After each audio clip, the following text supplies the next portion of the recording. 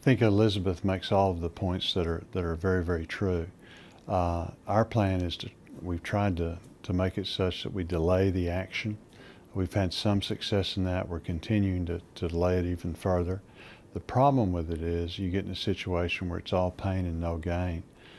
In order for this to work, the rest of the industrialized world is going to have to come along. Countries like India and China simply don't want to participate. They've said they're not going to.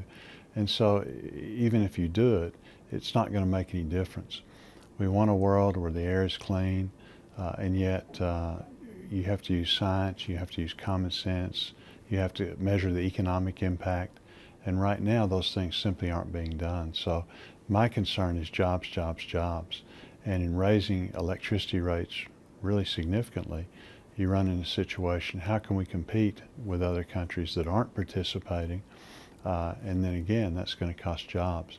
The other problem is, what does that do to people on fixed incomes, people, single moms, that are struggling now to make ends meet?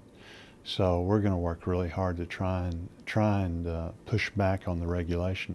It's difficult right now because when it comes to a vote, we simply don't have the votes that we need. And then also you have the threat of a presidential veto, which he would do.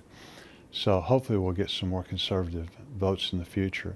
But for now, we're going to do everything that we can to push back against the EPA. This probably will wind up in court if they do go forward.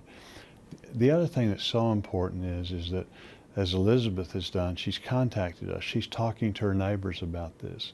It's important to her. And so I think it's so important that the people of Arkansas understand the very negative effect this is going to have on them, and we're working hard to try and get that done.